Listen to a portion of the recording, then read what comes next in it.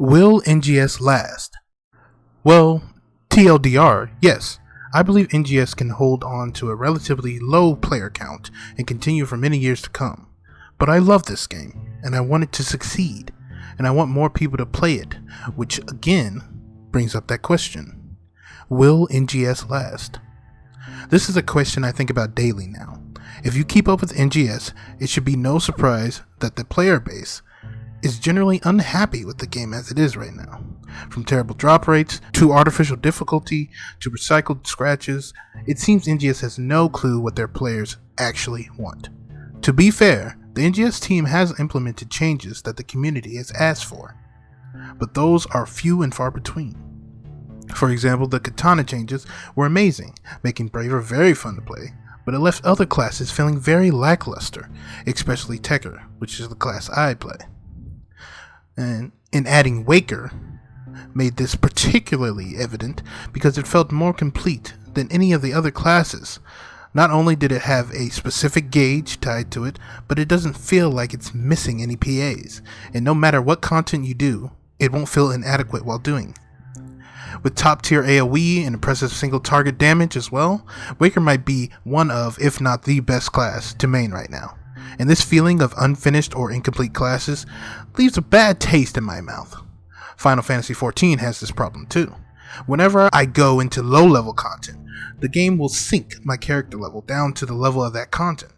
This locks all of my higher level abilities and nerfs the power I attained from grinding out all those levels. While in this weakened state, key abilities I would need to facilitate smooth and efficient gameplay are now locked away behind a barrier. For example, Dragoons do not unlock an AoE skill until level 40. That means Dragoons cannot attack multiple enemies in content below that level. Not a huge problem, it only applies in instance content, and Dragoons can get along just fine attacking one mob at a time, but it does have an effect on the intuitive feel of gameplay for this specific class.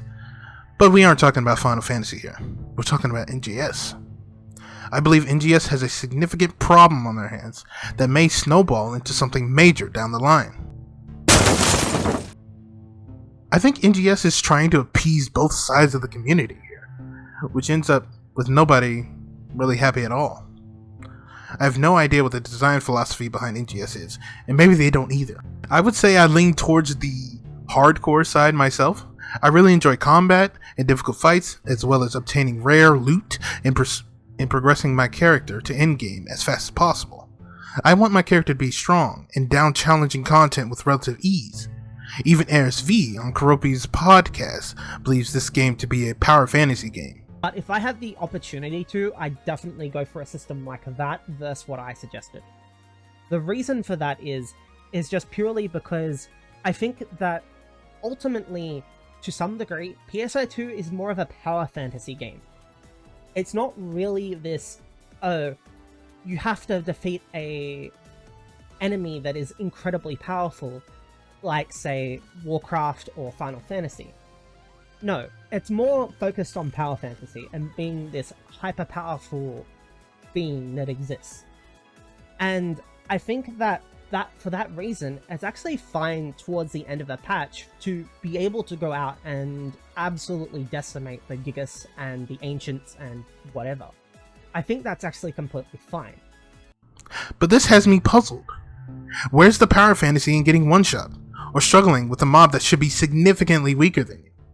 I think a lot of people would say that NGS is a casual game, where you can sit in a city, talk with your friends, show off your new fashion, and occasionally go out and fight things. And you can. But then, what about leaderboards? What about drop rates that would make even the worst of gacha games blush? This appeals to the more hardcore players, doesn't it? I also enjoy the relaxed or casual aspect of NGS though. Most of my time is spent AFKing in Kavera's camp, looking at the personal shop for more styles to change up my fashion. However, I find combat in raids way more entertaining and fulfilling. But I only find it fulfilling based on the rewards I get. The rewards designer for NGS is either a sadist or doesn't play the game at all, I feel. For example, I love the Dark Falls fight in NGS. It reminds me of Trials from Final Fantasy XIV. And if you're wondering why I keep mentioning Final Fantasy, it's because I played it for 8 years and most of my experience and knowledge comes from there. Anyway, a trial is a difficult fight against one boss with a group of 4 or 8 players depending on the fight. And usually, after defeating the boss, a specific relevant weapon is dropped that can only be obtained from this one boss.